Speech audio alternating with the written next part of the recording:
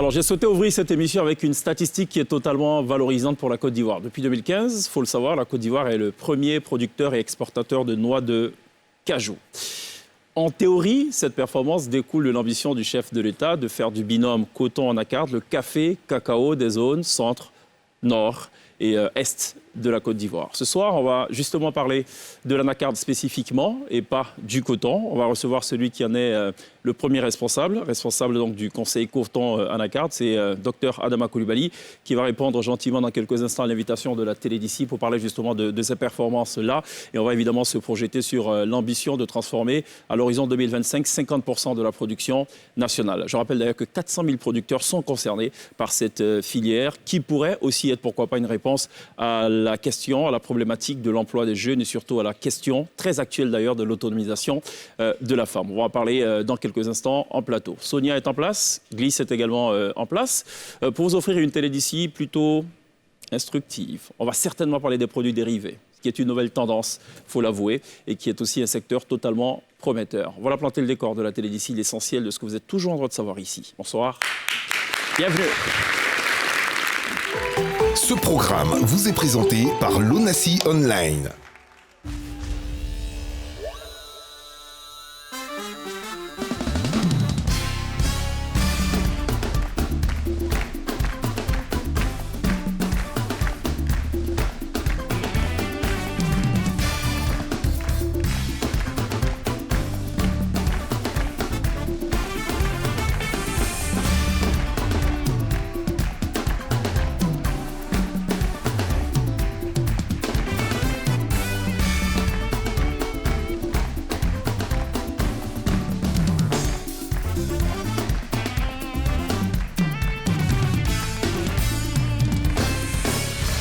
Vous faites toujours très bien de nous rejoindre dans la télé d'ici sur NCI en direct ce soir. On va parler dans quelques instants anacarde. Je ne sais pas si vous connaissez l'anacarde. Oui, logiquement, oui.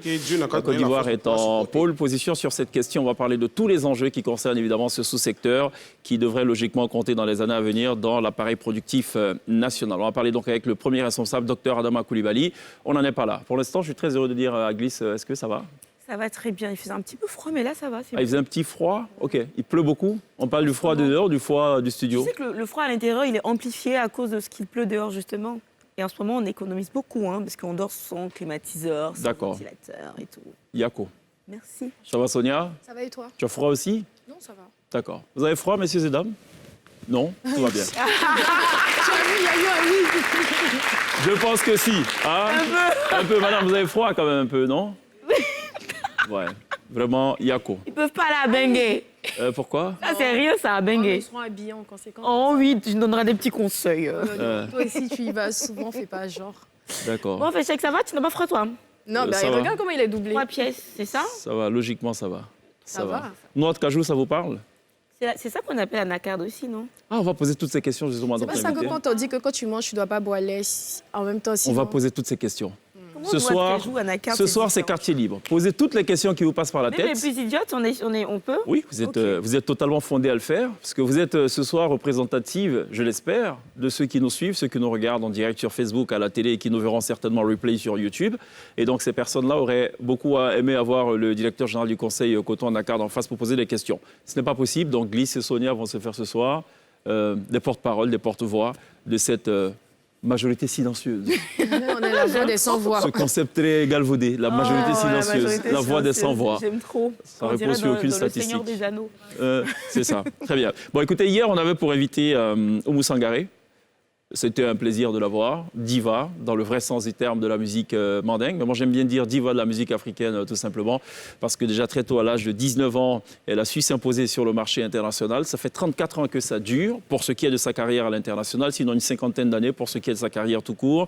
Elle a réussi à porter au firmament du showbiz international la musique mandingue. Et hier, elle nous a fait la gentillesse de répondre à l'invitation de la télévision. On revient, c'est le sujet de la prolongation, sur quelques extraits de son passage remarquable à la télé d'ici. Le plus gros cadeau qu'un fan a pu te faire? Celui qui m'a marqué, c'est une grande chanteuse américaine, Alicia Keys. D'accord. J'étais en plein spectacle au Central Park à New York. Donc, elle était en studio. Donc, elle a fermé et stoppé l'enregistrement pour venir déclarer comme quoi que je suis I'm your first fan in the world. In the world. Je suis ton premier fan. Je suis ton premier fan dans le monde. Ouais, c'est ça. Ma mère voulait que j'étudie. Donc, elle m'envoie à l'école. Si elle m'envoie à l'école, moi, dès qu'elle tourne le dos, je cours pour aller dans les baptêmes, mariages. Et mes professeurs, j'étais obligée de les payer pour partir. Oui. Parce que je ne voulais pas. Oui, les professeurs qui gagnent 30 000 par mois. Oui. Et moi, je vais chanter. Quand je chante, j'ai plus de 50 000, 100 000. C'est ça. Je viens, je donne 50 000 à monsieur. Je dis, mais monsieur, demain, j'ai un autre spectacle. Est-ce que monsieur dit, oui, fais attention, oui, tu dois étudier. Hein. La vie, c'est un choix, vous savez. Vie de famille, je n'en ai pas. Je n'ai pas connu parce que j'ai eu la chance, dès mon tout premier album, de signer un contrat tout de suite avec les Anglais. Dieu m'avait donné un homme qui me comprenait, qui m'aimait, qui m'accompagnait beaucoup. Donc, du coup, c'est ça qui a fait que j'ai fait un garçon avec lui, et lui, il m'accompagnait. Mais à un moment donné, on a décidé, je lui ai dit, bon, il faut que quelqu'un reste à la maison pour l'éducation de notre enfant. Ça ne peut pas être moi. Moi, je me suis déjà lancée dans ça. Mais vous pouvez rester pour s'occuper. Et puis, on est tombé d'accord. Et il a accepté? Il a accepté, tout marchait super bien. D'accord.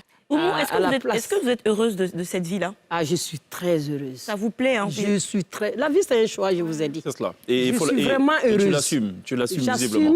Je suis tout le temps partie. Et finalement, ça a joué sur mon mariage.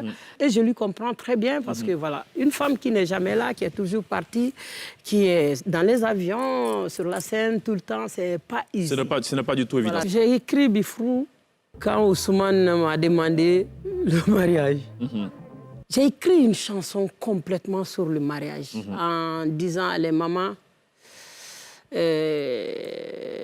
apprenons nos enfants, nos jeunes filles à être une bonne épouse. Parlez un peu aux hommes aussi. Prenez soin de ces pauvres femmes qui laissent papa, maman toute une vie derrière eux. Absolument. Pour venir par amour chez vous. C'est cela. Prenez soin d'elle. Kosira parle de parole d'honneur.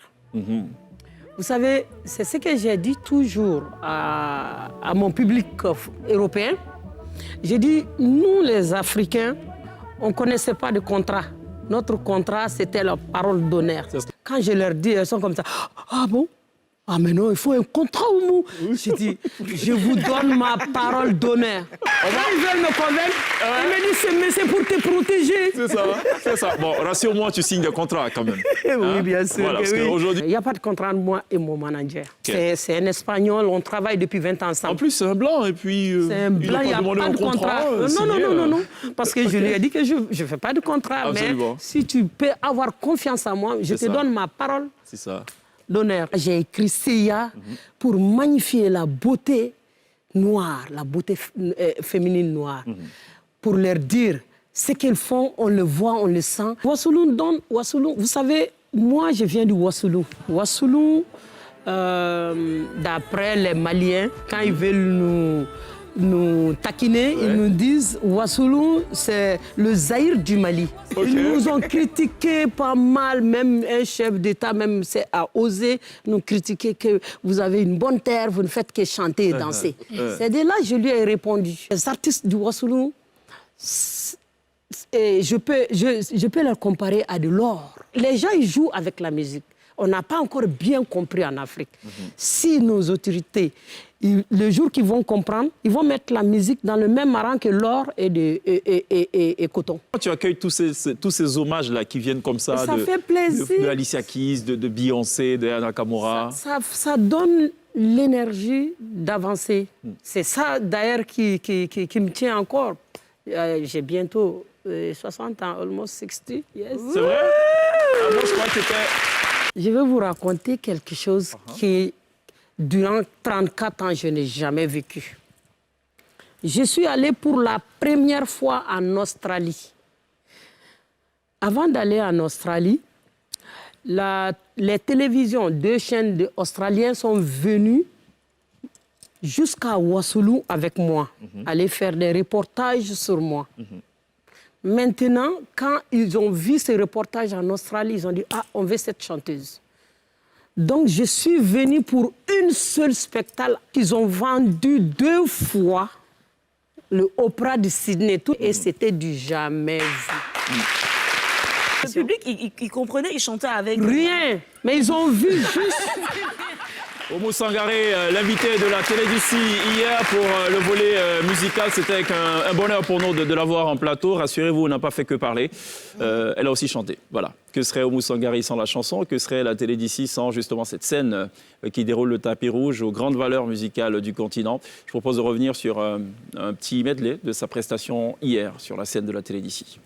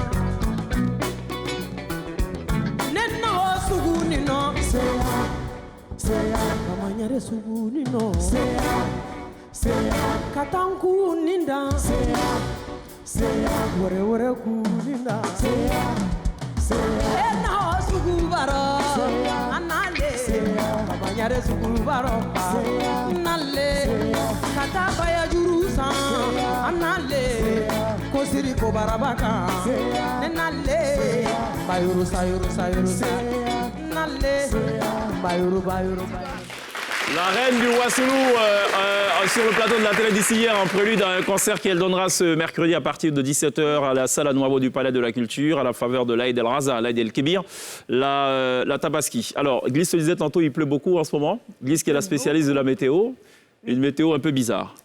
La météo hybride. Complètement. Ça commence par quelque chose qui ne ressemble pas à la météo et ça se termine heureusement par la météo. Si ça, c'est un prétexte, tu sais, joindre l'utile à l'agréable un petit peu. D'accord, joignons l'utile à l'agréable, hein, sans transition aucune.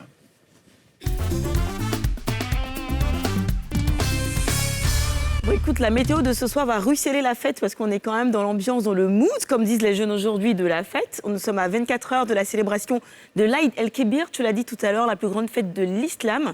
Et la Côte d'Ivoire entière s'active pour célébrer justement la Tabaski à Abidjan. Dans les parcs à moutons, apparemment, les bêtes ont un prix un petit peu élevé quand même. On parle de 80 à 1 million de francs CFA et forcément on se dit à ce prix-là, mollo, poulet devient quelqu'un. Et s'il y en a un qui ne va pas s'inquiéter pour son mouton de la Tabaski, c'est bien Kalidou Koulibaly, le joueur sénégalais qui a dit au revoir à Chelsea et qui a été accueilli à bras ouverts par la Saudi Pro League en Arabie Saoudite, un petit peu comme la longue liste de footballeurs vieillissants qui débarquent en Arabie Saoudite. On sait un petit peu pourquoi. Il a signé pour un montant XXL. Il va toucher, attention, ça donne le tournis, 25 millions d'euros à l'année. J'ai converti, je me suis fait plaisir aujourd'hui. Ça va tourner autour de 16,3 milliards de francs CFA, ce qui fait de lui, en fait, le joueur sénégalais le plus riche, le mieux payé de l'histoire, devant Sadio Mané, dont les émoluments sont estimés à 20 millions d'euros. Alors, je me suis dit à la fin, mes enfants ont joué au football, femmes comme garçons et tous. Allez, je les mets au foot, ça y est, c'est décidé. Puis on termine avec quelqu'un qui est en train d'écrire résolument son nom en lettres d'or dans le sport made in Côte d'Ivoire, dans le judo en particulier. Il s'appelle Kobenan Kofi Crémé. Il a remporté la première place à l'Open d'Abidjan et là, il vient de nous faire honneur. Il a remporté l'Open de Niamey en 1 minute 12 secondes seulement dans la catégorie moins de 100 kilos. Il s'approche résolument de Paris parce qu'il vient d'engranger 100 points justement. Félicitations, on va l'applaudir lui aussi. Les JO Paris 2024. On fait la météo et j'entends Cheikh qui fait Alléluia. Le ciel des régions du nord-ouest et de l'ouest sera très nuageux. L'on pourra encore observer quelques averses de pluie. Le soleil prendra lentement sa place sur le centre et la majeure partie du pays en début de matinée, tandis que les régions du sud observeront en milieu et en fin d'après-midi un temps nuageux, parfois accompagné de pluie.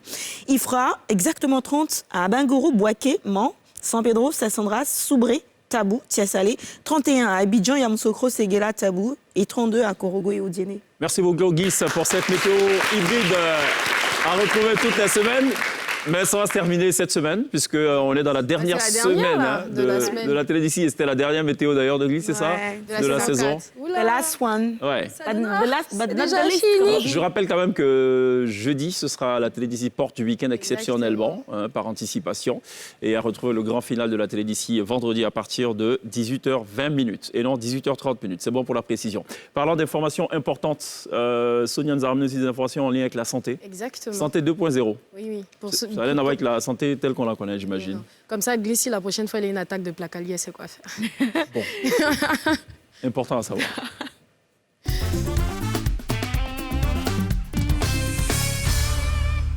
Alors, j'ai deux plateformes à vous présenter. La première, vous savez, en Europe, notamment en France, il y a une plateforme qu'on appelle Doctolib. C'est-à-dire, lorsqu'on est malade ou bien on veut consulter un médecin, on part sur cette plateforme et on prend rendez-vous. En Côte d'Ivoire, on a également une application pareille. C'est celle-ci qui existe dans plein de pays africains. Mais lorsque tu es en Côte d'Ivoire, tu vas sur leur site, tu sélectionnes ton pays et en fonction du besoin, de ton besoin, si tu as besoin de voir un généraliste, eh bien, tu vas taper généraliste. Ils vont te proposer ceux qui sont disponibles. Moi, j'ai fait l'exemple en choisissant un pédiatre. Eh bien, on m'a proposé Dr Camille, qui est à la clinique de l'Indénié. Donc, on me dit les créneaux disponibles pour avoir rendez-vous avec lui. Et on me dit si je peux payer par carte dans l'enseigne où il est ou en espèces. Donc, là-bas, je peux payer en espèces, par carte bancaire, par chèque. Et également, ils prennent l'assurance. Donc, je prends le rendez-vous, ils m'envoient un mail, c'est confirmé. Je n'ai qu'à me pointer sur place le jour de mon rendez-vous et c'est bon. Il y a possibilité de modifier si jamais on a un empêchement. Et pour ceux qui veulent des rendez-vous plus tôt, en fait, il y a plein de médecins sur la plateforme, donc tu peux aller vers un médecin qui est disponible à la minute. L'autre plateforme, en fait, c'est une application et là-bas, en fait, c'est pour avoir... C'est un rendez-vous directement en FaceTime. C'est une consultation via téléphone, donc soit via téléphone ou bien via vidéo. Donc, on paye directement. Donc là, j'ai sélectionné le fait que j'avais besoin d'un généraliste. Il y a plein de médecins qui sont disponibles sur la plateforme. Tu sélectionnes un médecin de ton choix. Donc, on te dit, il a 5 ans d'expérience, le nombre de consultations qu'il a déjà fait sur la plateforme. Donc, moi, j'ai sélectionné un au pif. Et là, on me dit s'il est disponible. Lorsqu'ils sont disponibles, là, maintenant, ils sont...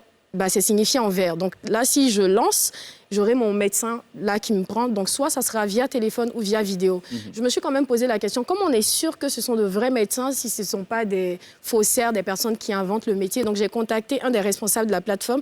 Pour rappel, cette plateforme a remporté récemment à Vivatech à Paris un prix parce que ça existe depuis un moment et sa fiabilité a été bien vérifiée. Mais j'ai quand même contacté Dr Brou, qui est le médecin qui sélectionne les médecins de la plateforme, donc en Côte d'Ivoire, et voilà ce qu'il répond. Nous recrutons nos médecins sur la place et les médecins que nous recrutons, nous exigeons le diplôme et nous vérifions auprès des différentes facultés de médecine. La Côte d'Ivoire, il y en a deux, la faculté de médecine l'Université Félix Houphouët-Boigny d'Abidjan et la faculté de médecine de l'Université Alassane Ouattara de Bouaké. Quand nous recevons les diplômes, nous vérifions l'authenticité et la véracité des diplômes. Également, nous exigeons la carte de l'ordre des médecins et nous vérifions le nom de l'ordre des médecins pour être sûr d'avoir des médecins assermentés sur notre plateforme. Donc, les médecins que vous avez sur la plateforme généraliste comme spécialistes sont des médecins confirmés, assermentés, et donc il n'y a vraiment pas d'inquiétude à se faire à ce niveau. Alors, ce qui est bien aussi avec cette plateforme, lorsque le médecin il vous examine, en tout cas en fonction de vos symptômes, et qu'il décide de vous prescrire, par exemple, des examens, vous avez la possibilité de demander qu'un médecin vienne chez vous pour faire le prélèvement de sang. La prise de sang. Et donc, ils vont aller faire tout ce qu'il faut comme examen. Et vous pourrez retrouver vos informations, vos résultats sur la plateforme. Et s'il y a besoin que vous vous déplacez, vous allez le faire. Mais ils ont mis des médecins qui peuvent se déplacer, qui peuvent venir... À toute heure? Oui, à toute heure, avoir un exactement. Médecin, si j'ai un bobo autour de 1h, 2h du matin. Donc, il y a certains qui sont disponibles 24 heures sur 24. Facturé un petit peu plus, j'imagine. Non. Là, il y a des facturations à 15 000. Et ils m'ont dit, j'ai demandé pourquoi ils ne prennent pas l'assurance. En ce moment, ils sont en négociation avec les maisons d'assurance. Donc, bientôt, vous pourrez... les assurances pourront passer. Voilà, les assurances pourront passer. Vous rentrez juste votre numéro d'assurance comme lorsque vous allez à l'hôpital. Et c'est bon. Et voilà. Donc, c'est super pour ceux qui n'aiment pas se déplacer. Ou bien quand on est super malade et qu'on n'a pas la possibilité d'avoir quelqu'un auprès de nous, eh bien, il y a ces médecins-là qui se déplacent. Merci beaucoup, Sonia, pour ces précisions sur la santé 2.0. Une belle initiative, en tout cas, et c'est bien de cela qu'il est question, l'usage à bon escient des nouvelles technologies. Exactement. On n'a pas dit de la technologie et des technologies nouvelles. Voilà. c'est On ça. va marquer une pause. Dans quelques instants, juste après la pub, on va parler Anacarde. On sera rejoint par notre invité unique ce soir dans la télé d'ici. Croyez-moi, il y a des informations utiles pour vous, pour ceux qui, comme Glisse, sont des businessmen en devenir. Il y a justement Women. une niche plutôt intéressante. Yes, women et men. C'est Ok. plus viril. Businessman. Ouais. Ah non, on va dire business women. Hein, Yes. ça marche ainsi. On marque une pause. On se retrouve dans quelques instants. À tout de suite.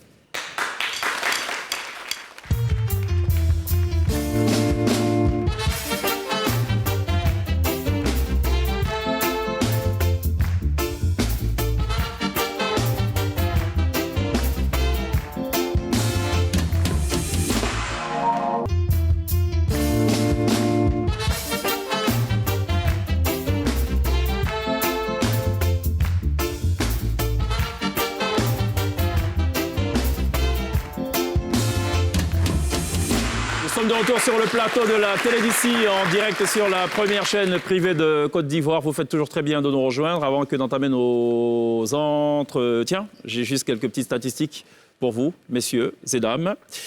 L'anacarde de Côte d'Ivoire en chiffres, c'est 19 régions de production, c'est 400 000 producteurs de noix de cajou, c'est 6% en moyenne de taux de croissance de la production par an. Deuxième produit agricole d'exportation après le cacao. Troisième exportateur d'amandes de cajou depuis 2021 avec 134 600 tonnes d'amandes derrière le Vietnam et l'Inde. Des performances à mettre à l'actif de qui? Je ne sais pas. C'est la première question que je vais poser maintenant à notre invité. Merci d'accueillir Dr Adama Coulibaly, directeur général du Conseil Coton Anacarde.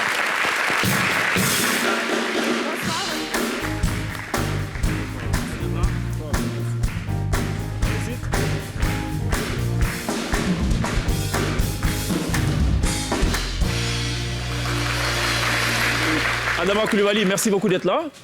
Merci, Chakibon. J'ai cité de très belles performances. C'est à mettre à l'actif de qui? De quoi? À l'actif des acteurs de la filière, les producteurs, les transformateurs, les acheteurs, les exportateurs. Est-ce que c'était évident, 10 ans ou 11 ans ou 15 ans ou 20 ans en arrière? C'était évident? Non, pas du tout. Ce n'était pas évident, mais il a fallu donc, que le président de la République décide donc, de réformer ces filières pour qu'on arrive au résultat auquel nous sommes aujourd'hui. Alors, l'ambition est claire, l'ambition est affichée depuis un peu plus de 10 ans par le chef de l'État, c'est de faire du binôme coton-anacarde le café-cacao des zones nord, centre et est de la Côte d'Ivoire. On va s'intéresser spécifiquement à l'anacarde ce soir. Est-ce que cette ambition est tenable ou est-ce que c'est tenu? L'ambition est tenue. D'accord. Elle est, j'allais dire, même plus que tenue. Quand vous regardez le paysage des régions centre et nord aujourd'hui, elles n'ont pas grand-chose à envier aux régions sud. Parce que dans le passé, vous avez vu qu'il y avait donc beaucoup d'exode rural et beaucoup d'immigration interne. Donc des parties nord-centre vers les parties où le café et le cacao prospèrent. Aujourd'hui, nous assistons à un retour de ces populations dans leur terroir grâce justement au binôme coton-anacarde. Alors, puisqu'on parle d'anacarde, en 2022, la Côte d'Ivoire a quand même réalisé l'exploit de produire plus d'1 million de tonnes sur la campagne passée. Alors, l'objectif, c'est surtout d'atteindre 50% de transformation de noix brutes à l'horizon 2025. 2025, c'est dans 2 ans tout de même. Est-ce que c'est possible? Non, c'est 2030. 2030, bon. Allez, il faut que je revoie mes copies. Oui. 2030, donc c'est tenable, c'est plus que tenable. C'est tenable et nous avons l'ambition de dépasser les 50% d'ici 2030. Le gouvernement et le président de la République nous donnent comme objectif donc, 50% à l'horizon 2030. Et nous nous sommes donné nous-mêmes des ambitions parce que, comme on dit, quand on t'envoie, il faut savoir t'envoyer. Bon. Donc nous nous sommes donné, nous aussi, nos objectifs. Et nous disons à l'horizon 2030, avant l'horizon 2030, nous devons faire les 50%. D'accord. Il y a beaucoup de femmes dans ce public qui se fait un dessin, il y a beaucoup de jeunes aussi. On va parler de l'importance justement de cette filière pour les femmes et pour les jeunes. Avant cela, j'aimerais quand même qu'on... Dans mes recherches, j'ai pu noter que le principal client de la Côte d'Ivoire, c'est le Vietnam, qui absorbe, je pense, quelque chose comme un peu plus de 80% de ce qu'on exporte. C'est bien cela? Selon les années, oui. Selon les années. Cette année, par exemple, ils sont à 80%. Si on remonte à l'année dernière, 2022, ils étaient à 69%. C'est cela. Et l'Inde qui arrive juste après. L'Inde arrive juste après. Est-ce que cette dépendance n'est pas un danger pour la filière. Plus qu'un danger.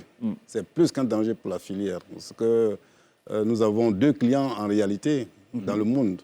Quand nous présentons des noix brutes sur le marché international, on n'a que 2 clients. C'est cela. C'est pourquoi la transformation s'impose à nous. Voilà, quand nous transformons, c'est le monde entier qui devient notre client. Absolument. L'année dernière, nos acteurs ont commercé avec 31 pays lorsqu'ils ont des amendes. D'accord. Glisse.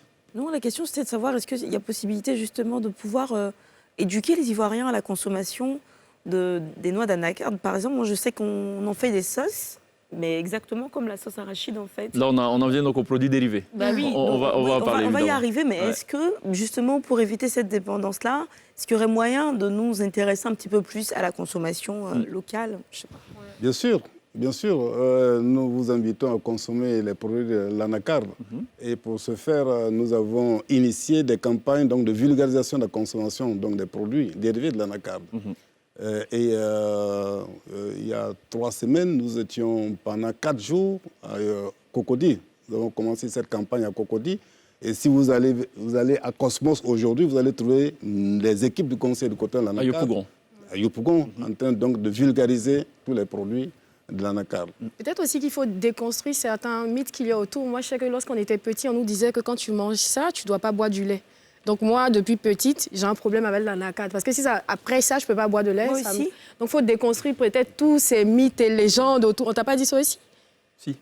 Mais allez, vas-y, pose ta question. Donc est-ce qu'il ne faut pas déconstruire tous ces mythes et légendes autour? Bien sûr. Qu'est-ce que vous faites dans ce sens? Bien sûr. Il faut dire que c'est vraiment des mythes. Ce n'est pas fondé du tout. Et alors, il faut déjà décrire le fruit de l'anacarde. Comme vous pouvez voir l'image, l'anacardier a ceci de particulier qui donne un produit avec, un fruit avec 2 éléments qui sont totalement distincts. Vous avez la pomme et vous avez la noix. Ce que vous dites concerne la pomme, mais ça ne concerne pas la noix. Or, aujourd'hui, c'est la noix qui est plutôt transformée, dont la consommation est vulgarisée. Ça n'a rien à voir avec... Même la pomme, aujourd'hui, avec nos femmes qui sont très créatives, elles prennent la pomme, elles font, comment vous appelez ça? Du jus, peut-être? Elles font du jus, mais après, le reste, elles font confire et ça devient elles en font des petites boulettes qu'elles incorporent dans le lait pour faire du déguet. D'accord. À base, donc, de fruits de... Mais ce qui répond à la question et à la préoccupation de Sonia. Oui. Donc, il n'y a pas d'incompatibilité. Il n'y a aucune incompatibilité, bien au contraire. Les deux s'accompagnent, les deux vont ensemble. Alors, je veux qu'on revienne quand même. Vous pouvez le vérifier. Elle va le vérifier. S'il y a un problème après, on dira. Non, merci. Alors, j'aimerais quand même qu'on revienne à la transformation, parce que c'est quand même capital, hein, vous l'avez rappelé. Absolument. Pourquoi l'ambition, c'est de passer à 2030 à 50% et pas 75%, pas 100% par exemple? Qu'est-ce qui freine? Quel est le problème?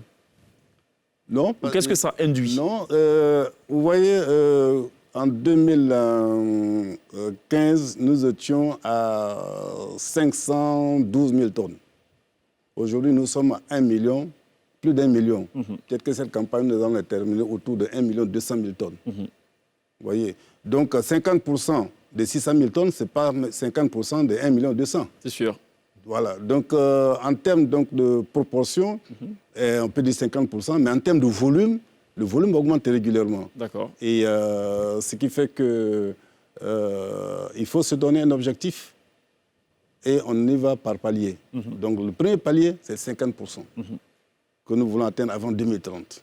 Ensuite, le deuxième palier, ça sera d'aller à la transformation totale. Total, d'accord. Donc ce ne sont pas des objectifs démesurés, mais plutôt non, mesurés. Pas du tout. Et nous sommes en train de travailler à créer l'écosystème qui permet donc d'atteindre cet objectif avant 2030. Et cet écosystème, on pourra peut-être en parler. Bien sûr. Sonia? Tout à l'heure, vous disiez qu'on n'a que deux clients. Et là, on est en train de penser à augmenter sans avoir de nouveaux clients. Est-ce que c'est pas...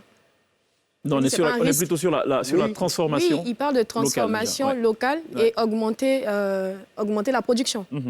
Donc, on augmente la production alors qu'on n'a que deux clients. C'est le danger de la filière. Effectivement, tous les pays travaillent à augmenter la production. Tous les pays. Il y a 4-5 ans en arrière, il y a des pays dont vous n'entendiez pas le nom, comme pays producteurs. Aujourd'hui, tous ceux-là, ils présentent des noix brutes. Et on converge tous vers les mêmes marchés. C'est cela. Le Vietnam et l'Inde. C'est un véritable danger, d'où L'exigence pour nous, comme j'aime à le dire, réussir la transformation, ce n'est pas une option pour nous. Nous n'avons pas le choix. Non, pas le choix. D'accord. Après, Je crois peut-être que que vous je me suis comptez sur la démographie galopante de ces pays-là. Il y a quelques années en arrière, l'Inde, on sait un petit peu la population. Peut-être que la demande aussi va s'accroître. Vous comptez un petit peu sur ça? Non, mais ça reste quand même 2 pays. Ce que je veux dire, c'est qu'on est en train d'augmenter, mais on a toujours 2 clients. On n'a pas plus de clients, mais on pense à augmenter une quantité. À qui on vend, en fait? Est-ce que la demande n'est pas Est-ce que, forte? parce que quand on va transformer, il y a des clients qui sont déjà là, qui disent que lorsque ça sera transformé, on est prêt à acheter? Je ne sais pas si vous voyez ce que je veux Peut-être que je n'ai dire. pas été suffisamment clair. Oui, dites. C'est quand vous présentez des noix brutes, non transformées sur le marché mondial, c'est là que nous avons 2 clients, OK. Ah. D'accord. l'Inde et le Vietnam. C'est cela. Juste pour les noix brutes. Mais lorsque nous avons des amandes, c'est-à-dire les noix brutes transformées en amandes, c'est le monde entier qui devient notre client. Et comme j'ai dit tantôt, l'année dernière, nos transformateurs ont commercé avec 31 pays. Quand ils ont des amandes. C'est cela. Quand c'est transformé. Quand c'est transformé. C'est cela. Bien sûr. Donc tout l'enjeu est dans la transformation. C'est bon? Tout à fait. On est OK. Alors parlons justement de l'écosystème, parce que pour atteindre ces objectifs-là, il faut qu'il y ait en place toute une structuration même, carrément, de cet écosystème-là. Oui, Qu'est-ce bien qu'on peut sûr. dire? Bien sûr. D'abord, il faut que le cadre, des investissements soit favorable, ce qui est le cas en Côte d'Ivoire. Et accompagné de mesures spécifiques pour ce qui concerne la transformation de la noix de cajou. Je rappelle que le gouvernement a mis en place un certain nombre de mesures d'exonération sur les équipements qui viennent dans le cadre de la transformation de la noix de cajou. Nous avons donc des zones agro-industrielles aménagées spécifiquement pour accueillir les investisseurs.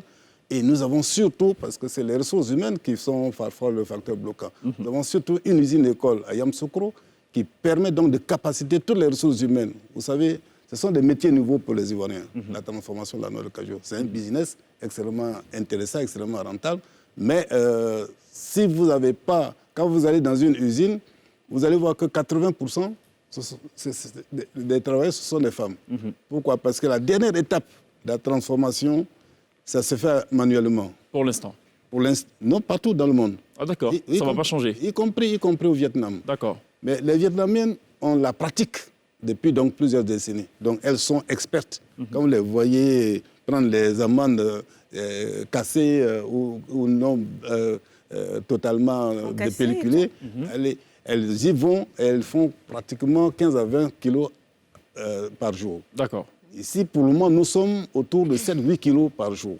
Donc, il faut que nous donnons les possibilités aux personnes d'avoir les mêmes compétences techniques que nos concurrents. D'où donc l'usine-école de Yamoussoukro, qui s'appelle le CITA, et dans laquelle nous formons donc les ressources humaines. C'est très important pour réussir donc, le business. Il faut qu'il y ait des ressources humaines. Pas seulement au niveau donc, manuel, comme je l'ai dit, mais au niveau de management, au niveau de l'entretien, au niveau de la maintenance, au niveau donc, de la gestion, etc., etc. Il y a tous ces modules de formation qui sont prévus. On va parler dans quelques instants de la juste rémunération du producteur. Vous avez tout à l'heure salué l'action, le mérite justement des producteurs. Récemment, dans une actualité, une partie de la presse et sur les réseaux sociaux, bien de personnes se sont fait l'écho de ce que certains producteurs n'avaient pas perçu ce qu'ils devaient percevoir ou ont perçu en dessous de ce qu'ils devaient logiquement percevoir. Ce soir, on vous a, ce serait bien quand même qu'on ait l'éclairage sur cette question-là. On va d'abord à la pause, on se retrouve juste après. Okay.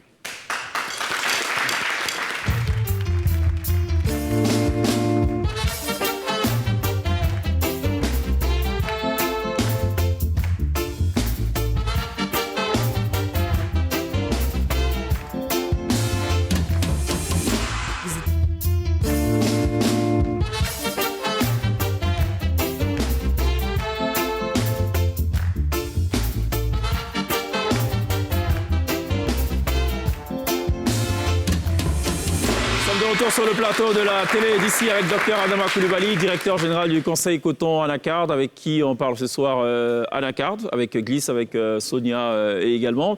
Alors, est-ce qu'ils sont bien rémunérés les producteurs? Ça c'est un autre débat, hein, carrément. Ça, c'est un autre débat. Ouais. Vous avez rappelé effectivement que sur les réseaux sociaux, certains dénoncent donc le fait que les producteurs ne sont pas suffisamment rémunérés. Mais il n'y a pas que. D'autres disent qu'il y a beaucoup de produits sur le terrain qui n'est pas enlevé et que les producteurs croulent donc sous le poids de leur propre production. C'est cela. Alors ça me donne l'occasion donc de donner les chiffres de la commercialisation à date. À la date d'aujourd'hui, donc, il y a 1 163 000 tonnes de produits qui ont été enlevés des mains des producteurs, c'est-à-dire achetés avec les Achetés producteurs. de producteurs auprès des coopératives. Tout à fait. Je dis bien 1 163 000. Je rappelle que notre objectif pour toute l'année, c'était 1 50 000 tonnes. Donc vous voyez que nous sommes déjà au-delà de notre objectif. 107% de notre objectif. Nous allons peut-être terminer autour de 1 200 000. C'est bien la première fois que nous avons un aussi grand écart entre nos propres visions et la réalité donc, du terrain. Ça, c'est une chose. Je rappelle que l'année dernière, à même date, nous avions enlevé 980 000 tonnes. Donc vous voyez, la campagne de cette année est beaucoup plus en avance que la campagne de l'année dernière, en termes donc de volume enlevé des mains des producteurs. Ça, c'est donc la réalité. En termes d'exportation, nous sommes à 624 000 tonnes, contre 472 000 tonnes en 2022. Donc il n'y a pas de mévente, ou du moins il n'y a pas de méforme. Il n'y a pas de mévente. La difficulté que nous avons, c'est la diminution du prix au bord champ. Ça, c'est une réalité. Cela vient du fait que sur le marché international, les offres qui sont offertes en direction de la Côte d'Ivoire ont chuté de 30%. Pourquoi? Parce que ils expliquent par le fait que la consommation d'amande a diminué sur le marché international, que les marchés traditionnels donc, de l'amande, qui sont donc les États-Unis, les Américains et les Européens, ont un pouvoir en berne, un pouvoir d'achat qui a baissé. Donc du coup, la demande n'est pas assez forte. Mais lorsque nous regardons de près les chiffres, nous constatons qu'il y a, c'est vrai, aux États-Unis et en Europe, la consommation a baissé, mais parallèlement, la consommation a augmenté dans les pays asiatiques, comme la Chine, qui a augmenté vraiment sa capacité de consommation, comme le Moyen-Orient, les pays arabes. Donc, il y a une compensation en termes... Donc, alors, c'est ce qu'ils expliquent pour amener donc, des contrats qui ne respectent pas, j'allais dire, notre matrice. Alors, c'est le marché international. Pour le moment, ce que nous avons fait, c'est de mettre en place une stratégie interne qui permet donc de respecter les prix. Mais je dois dire que toutes les matières primaires sont soumises à des fluctuations. Des fluctuations. Quand c'est le pétrole, tout le monde comprend, mais c'est la même chose pour les autres produits. Est-ce que ça, on l'explique bien? Ouais. Est-ce qu'on l'explique suffisamment? On ne l'explique pas suffisamment, justement. C'est pour ça que je vous remercie de me donner l'opportunité d'expliquer aujourd'hui, pour la deuxième fois sur votre plateau. Et il faut constater que tous les produits de base, le pétrole, le café, le cacao, le coton, les VA, etc., sont sur le marché international. Et c'est le marché international qui dicte un peu sa loi. Je disais à Cheikh tout à l'heure que j'allais poser des questions un peu idiotes. Je pense que c'est le moment. Non, il n'y a pas de Est-ce que l'anacarde question. ivoirien ne souffre pas de campagne de dénigrement à l'international? Parce qu'il y a quand même une question à se poser. Pourquoi le marché occidental suggère ou sinon prétexte qu'il y a une baisse de pouvoir d'achat, alors qu'au niveau de l'Orient, ça marche très bien. Je sais qu'avec le café et le cacao, à un moment, il y avait eu ce petit souci. La dame avait expliqué au niveau des forêts classées, il y avait des plants qui n'entraient pas dans la légalité, ainsi de suite. C'est pas du cacao éthique. Éthique, c'est le mot que je cherche. anacarde est éthique à l'international? Notre anacarde est éthique parce que l'anacardier est un arbre de reboisement. Ce n'est pas la même problématique que le cacao. Après, il y a le fait que les enfants travaillent dans certains champs. Il y a tout, Non, ça nous autour, n'avons pas cette problématique. En fait, quand je dis la consommation, c'est nos clients qui achètent les noix brutes. C'est les Vietnamiens et les Indiens qui nous imposent en fait la diminution, j'allais dire, des contrats. Voilà, c'est pas l'Occident. D'où le danger dont on parlait d'ailleurs quand on a très peu de clients. C'est finalement les clients qui risquent de faire la loi. C'est vraiment nos principaux clients, les deux, le Vietnam et l'Inde, parce que c'est eux qui achètent nos noix brutes. D'accord. Et c'est ceux-là qui nous imposent la baisse des prix parce que, disent-ils, quand eux, ils produisent les amandes, pour les vendre, ils ont quelques difficultés parce que leurs clients traditionnels, les Américains, les Français et les Européens, ont un pouvoir d'achat qui a baissé. Mais en termes de qualité, nous avons beaucoup amélioré la qualité et elle est reconnue aujourd'hui sur le marché vietnamien et indien, au point qu'aujourd'hui la Côte d'Ivoire est un peu la référence par rapport au Ghana qui était, j'allais dire la référence jusqu'à il y a 2 ans. Mais comment vous expliquez que certains producteurs se plaignent quand même de n'avoir pas perçu ce qu'ils devaient percevoir? Alors, oui. Vous n'aviez pas fini votre démonstration. Je n'avais pas fini. Alors, donc, si les contrats baissent, je rappelle que lorsque nous pour fixer le prix, il y a une démarche, une méthodologie. Ça part donc de l'analyse du marché, du contexte global, et donc on arrive au fait que sur les tendances du moment, la Côte d'Ivoire peut avoir 1200, 1300 selon les années, 1200 ou 1300 $ la tonne. Et à partir de cette base, nous déclinons donc pour arriver au prix. Nous entrons ça dans notre matrice et nous, on sort le prix à déterminer qu'on doit donner aux producteurs. Et ce prix donc, peut être amélioré selon les années par le président de la République qui est le dernier en ressort à décider du prix qu'on donne aux producteurs. Ah, c'est comme ça que ça fonctionne? Ah oui, c'est comme ça que ça fonctionne. Il D'accord. est très soucieux de ce que le producteur va gagner. Il est Absolument. très soucieux. D'accord. Vous vous rappelez que dans la réforme, c'est 60% de prix CAF que le producteur doit recevoir. Quand vous arrivez devant lui et que vous n'arrivez pas à démontrer que vous arrivez à 60%, il faut avoir les arguments. C'est cela. Il faut avoir les arguments. Donc, du coup, si les prix à l'international baissent, il y a forcément une répercussion sur le bord champ. Et c'est ça qui est aujourd'hui donc la vraie problématique de la filière. Sinon, ce n'est pas une mévente, ce n'est pas un problème de non-enlèvement des produits. Au moment où je parle, il est tout à fait normal qu'il y ait encore des produits aux mains des producteurs parce que la campagne, ça va jusqu'au 31 décembre. Donc c'est tout à fait normal. D'accord. Maintenant, quel est ce volume?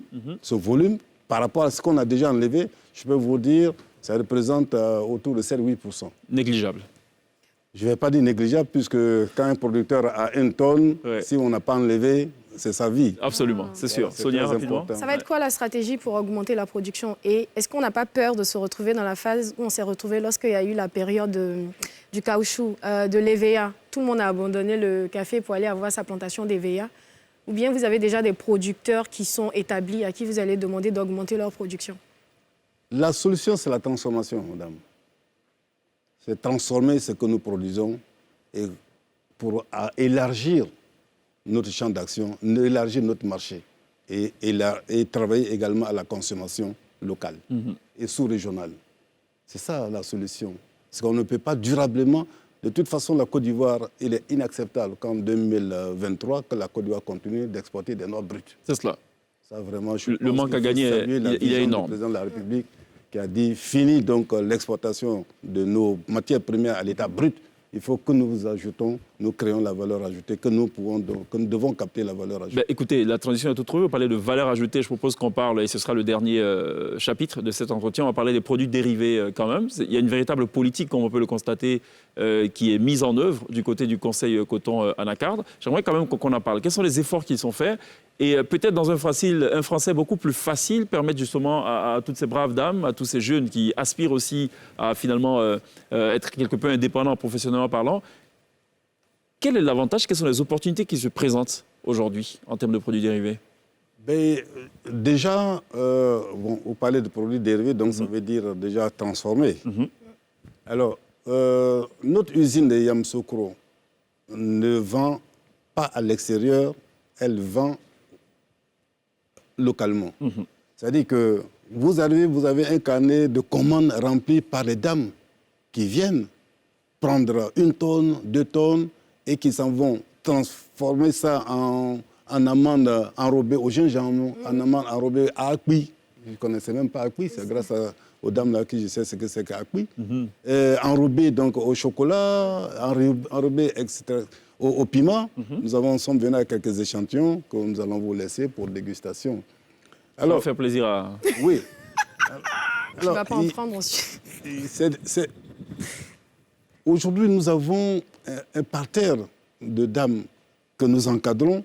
Et si vous étiez venu au CIETA, je ne sais pas si vous êtes venu au CIETA, vous allez voir qu'il y a tout un village de produits dérivés animés essentiellement à 95% par des dames.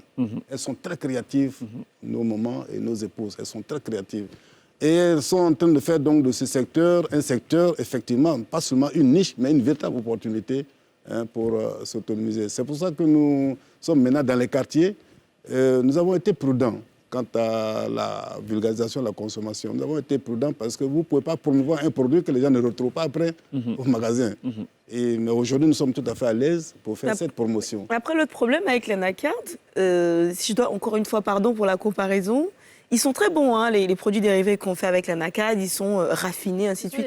Mais c'est cher un peu, hein, anacarde. Enfin, je veux dire, quand on sort, on... C'est cher, c'est le mot, c'est cher. Si on a le choix entre un produit enrobé de... Voilà, un anacarde, ça coûte un peu cher. Je peux vous dire qu'aujourd'hui, si on veut faire une comparaison avec un produit comme les arachides, eh bien, je peux vous dire qu'à certains endroits, la bouteille d'amande de cajou coûte moins cher que la bouteille d'arachide. Vous pouvez le vérifier. Vous pouvez le vérifier. Et à certains endroits. Hein. Oui, à certains endroits. Ce n'est plus un produit de luxe comme il y a 2, 3, 4 ans en arrière. Maintenant, vous trouvez ces produits et comme je dis, les dames, vraiment, elles nous font découvrir nous-mêmes beaucoup d'opportunités. Et moi, j'étais très impressionné au CIETA quand j'ai vu tout ce qu'on pouvait faire avec ce produit-là. Absolument. D'accord, on va marquer une autre pause, il faut quand même qu'on souffle. Hein, moi, j'allais chercher les produits dérivés, tu sais. Voilà, ça donne le temps à Glisse et aussi à Fils Unique de s'installer. On marque une pause, on se retrouve dans quelques instants. À tout de suite.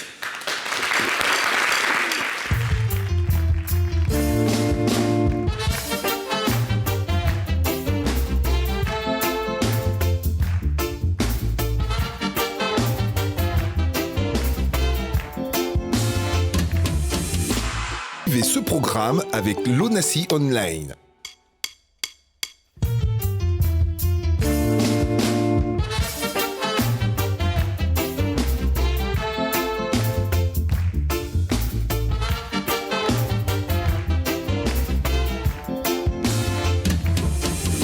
Nous sommes de retour sur le plateau de la Télévisie, toujours avec Dr Adama Coulibaly, directeur général du conseil coton anacarde, avec qui nous parlons d'anacarde, ce qu'on a rebaptisé aussi. Alors, la question qu'on s'est posée en thématique centrale, est-ce la nouvelle ruée vers l'or? Point d'interrogation. Vous répondrez oui ou non, parlant de l'anacarde? Ben, je ne dirais pas que c'est de l'or, mais en tout cas, c'est une grande opportunité de création de richesses. D'accord. Vous avez suivi l'actualité ces dernières 48 heures. Il y a eu une sorte de carambolage sur l'autoroute. Et on a pointé du doigt un déversement de produits liés à l'anacarde. Est-ce que c'est vrai? Est-ce que c'est lié à l'anacarde qui a créé des carambolages en cascade? Oui, nous n'avons pas tous les éléments relativement à cet accident, mais c'est tout à fait plausible parce que les coques de fruits, lorsque ces coques sont pressées, il y a un liquide qui est extrait, qui est donc un liquide extrêmement corrosif. Et si effectivement ce liquide se retrouve sur la chaussée, ça peut la rendre glissante. D'accord. Bon, allez.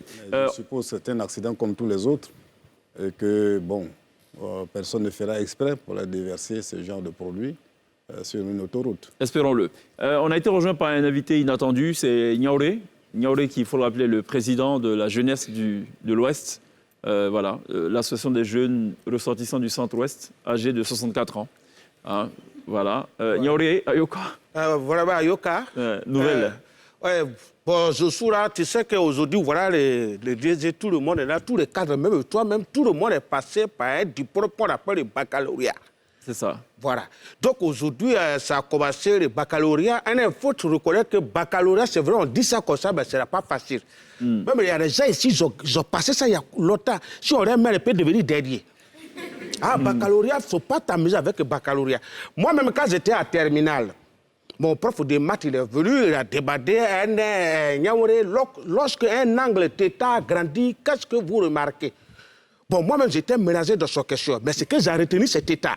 Donc, quand il a dit, lorsqu'un angle θ grandit, qu'est-ce que vous remarquez? J'ai dit, ça devient grenouille. C'est comme ça, il m'a appelé du côté.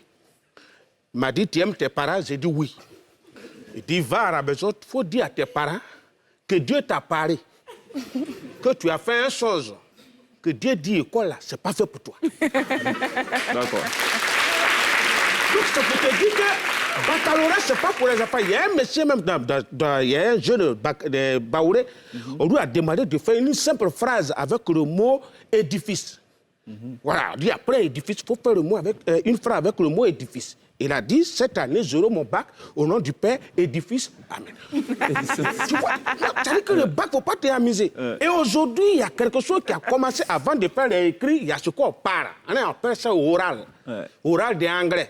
Ah, ça a commencé aujourd'hui, mais il ne faut pas t'amuser. Premier candidat, c'est une fille Djoura. On lui appelle Mawa. Mawa rate la classe, le professeur en face de lui, lui dit good morning. Mawa dit Ani Soroma. OK. Donc le professeur reprend, il dit good morning. Quand je dis good morning, tu répètes good morning. Donc il dit good morning, elle reprend aussi good morning. Quand il a dit how are you, c'est là c'est gâté. Mawa a répété how are you. Du non, ça là, ce n'est pas bien de répéter maintenant. J'ai dit how are you. Mawa a dit ane togote awade. Ne togobi mawalo. C'est ça. Le monsieur, il était fâché, il dit sorte. Dès qu'il a sorti, Mawa sait ce qui arrive là-bas. Les autres candidats qui viennent, ils sont plus dangereux. Donc Mawa dit à son professeur, Alaka Baraka Doima.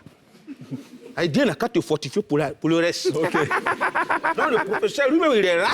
Et puis il voit, cette fois-ci, c'est les gens qui font baisse dans le pays, là, c'est eux qui ratent. Baouré. Dès qu'ils sont ratés, il y a un son stylo qui est tombé. Son frère, son ami, il a ramassé en même temps. Le professeur dit, avant que vous arrêtez, vous vous asseyez ici. L'action qui s'est passée là-bas, vous n'avez qu'à décrire ça en anglais, et puis c'est fini, vous avez vos moyens. Okay. Donc le plus grand s'appelle Bakwadio. Le plus petit, c'est Bakwasi. Donc Bakwadio regarde le professeur, il regarde le stylo. Il est là comme ça jusqu'à... On dit speak, il dit mystère. On dit speak, il dit mystère. Unkelwa Tori. Et puis, Bakwasi a ramené en même temps, il dit Yekouloufaï. Dans ça, Bakwadio, il a repris le stylo. Donc le professeur était étonné. Il dit, mais ça, c'est quel type d'anglais, ça? Ce n'est ni américain, ni d'Angleterre. C'est que... Bakwasi dit, ce n'est pas les deux, c'est britannique. Voilà. Alors que britannique, c'est ça qui est anglais. C'est ça. Donc vraiment, baccalauréat, c'est pas facile. Je veux souhaiter bonne chance à tous ceux qui passent le baccalauréat. Parce qu'au RACA, c'est dire la vérité. Pourquoi bonne chance? Il y a des gens qui gagnent, ils sont bacheliers, mais plus tard, ils placent bâche. Okay. Donc vraiment, on n'a qu'à prier Dieu, ils n'ont qu'à avoir les bacs. Plus tard, ils n'ont qu'à aller à l'université, ils vont gagner travail. Eux n'ont placé basse. Voilà. Je vous remercie. Merci beaucoup, Niaouré, pour toutes ces précisions. Niaouré a retrouvé, on va dire quoi, vendredi, pour le grand final, qui sera aussi là avec Nketouké. C'est ça. Pour le grand final. Voilà, c'est ça. Docteur Dominique Coulibaly, qu'est-ce qu'on n'a pas dit de nos entretiens, qui est important quand même à retenir? Oui, ce qui est important à retenir, c'est d'inviter les Ivoiriens à investir dans la transformation de la noix de cajou. J'ai parlé de l'écosystème. L'écosystème, j'ai parlé des zones agro-industrielles que nous avons aménagées. Mais je n'ai pas suffisamment insisté sur ces zones-là. Il s'agit pour la filière de participer à la structuration de l'économie du pays, selon donc les orientations du président de la République. Alors, c'est pour ça que nous sommes en train d'aménager. Nous avons aménagé une zone agro-industrielle à Kourou, qui est totalement achevée. Je crois que nous avons été là-bas avec la presse pour leur présenter la zone, pour qu'ils nous aident à relayer l'information afin que nous puissions avoir donc des investisseurs. Et la zone de Bondoukou, elle est quasiment prête également. Elle peut accueillir des investisseurs. Et celle de Ségala est en cours d'aménagement. Ce sont des éléments qui nous fondent de dire que nous pourrons atteindre l'objectif de la transformation, 50% de transformation en 2030. Avant 2030, c'est possible. 2030. D'accord. Parce que si nous arrivons à avoir des investisseurs qui occupent toutes ces zones, c'est 7 usines à Kourou, c'est 4 usines à Bondoukou, c'est 4 usines à Ségala. À côté de ceux qui prennent, j'allais dire, qui négocient les espaces eux-mêmes et qui les aménagent pour s'installer. Et je peux vous dire, il y a un certain nombre d'initiatives aujourd'hui en cours sur le terrain. Vous allez à Bundiali, vous allez à Yamsoukro, vous allez à Odiéné, vous allez à Sekensi, même à côté là. Il y a des usines en construction. D'accord. Et donc... Mais ce que nous ne voulons pas, c'est de déplacer le problème. On a la transformation, d'accord, mais est-ce qu'il y a des Ivoiriens dedans? Et c'est ça. C'est ça que notre combat aujourd'hui. Donc nous appelons les Ivoiriens à investir. À investir, surtout que les zones agro-industrielles sont disponibles avec tout aménagé. Oui, parce que vous arrivez là-bas, vous avez la voirie. Dire plus tard, ils sont venus d'ailleurs, ils sont accaparés. Vous avez un château d'eau qui rend la zone autonome. Vous avez donc les réseaux souterrains qui vous amènent l'eau et les eaux usées. Vous avez une station d'épuration des eaux usées. Vous avez la fibre optique qui est enterrée. Il n'y a pas de conditions à remplir. Hein. Je me lève aujourd'hui, je vais investir. Vous écrivez, vous nous adressez un courrier pour nous dire que vous souhaitez occuper donc un lot industriel à Korogo, à Bondoukou, à Séguéla, et en joignant votre business plan et donc votre timing. Et à partir de là, on vous répond. D'accord. On vous dit, venez vous installer. Parfait. Docteur Daman Coulibaly, merci beaucoup d'être repassé nous voir. La dernière chose, c'est quand même la consommation de produits. Il faut consommer. Voilà, on nous demande est-ce que... Comment on peut consommer? On ne connaît pas les dérivés. Tout à l'heure, on en parlait, on a dit sous forme d'apéritif. Elle m'a dit qu'on peut manger ça sous forme de sauce, mais on ne sait pas en fait. C'est ça qu'on ne consomme pas. Dites-nous. Est-ce qu'il y a un site où on peut aller voir? Ça se mange sous forme de pâte. Et si vous goûtez à la sauce... Anaka, vous n'allez plus manger la sauce arachide, c'est vrai. Et c'est le bon cholestérol. Et diététiquement, c'est extrêmement sain. C'est ça. Pour la santé. Ouais. Absolument. Extrêmement sain. C'est le bon cholestérol. Voilà. Vous n'avez même pas parlé aussi des produits cosmétiques, tiens. Bien sûr. On en produit aussi à partir de l'anacarde, des dérivés de l'anacarde. Vous le mettez dans le temps, mais sinon, on peut en parler jusqu'à demain matin. C'est sûr, on en reparlera une autre fois. Merci beaucoup d'être passé nous voir, docteur Daman Coulibaly. Glisse, on se dit à demain, spécial Tabaski. Oui, je t'envoie une sauce anacarde. Tu veux quoi dedans? C'est lui qui doit nous envoyer, c'est toi. Mais je peux cuisiner, lui envoyer ça. Merci Glisse, tu es gentil. Merci. Merci beaucoup. Sonia. À demain. À demain. On n'oubliera pas évidemment de remercier ce chaleureux public qui nous aura conduit jusqu'au terme de cette émission. On va naturellement souhaiter bonne fête de Tabaski à tous les musulmans. On se retrouve demain pour une émission spéciale Tabaski. Docteur Daman Coulibaly, restez avec nous. Il y a un peu de musique quand même, avant de dire au revoir. On se retrouve demain. D'ici là, take care.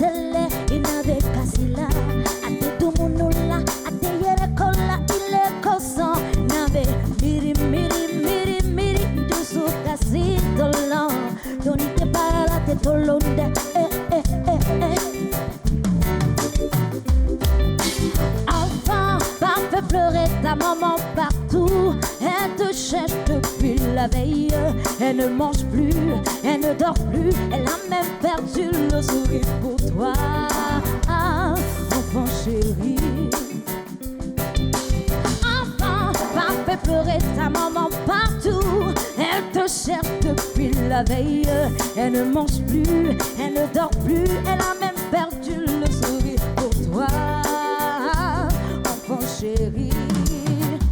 Ça fait, elle pleurait à Magna Dédié, elle criait à Magna Dédié, elle pleurait à Magna Dédié, elle criait oh Magna Dédié, à Gandabou, Magna Dédié, San Pedro, Magna Dédié, à MCI, à Magna Dédié, à Magna Dédié.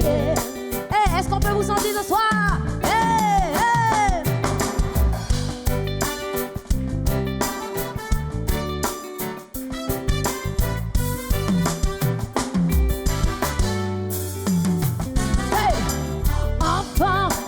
Pleurer ta maman partout, elle te cherche depuis la veille.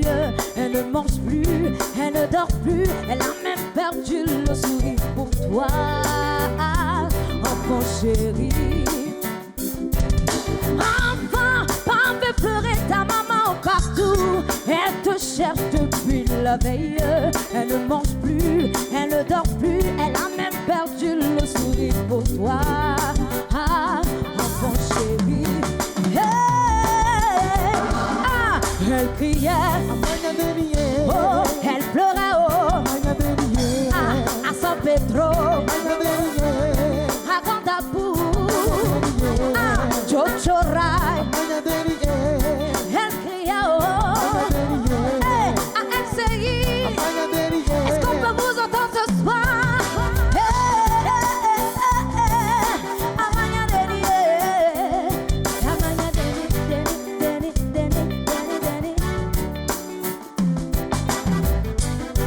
Elle pleurait, oh, elle pleurait, oh, ah, elle criait,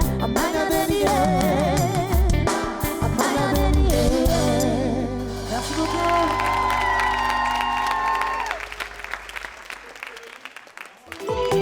Ce programme vous a été présenté par l'ONACI Online.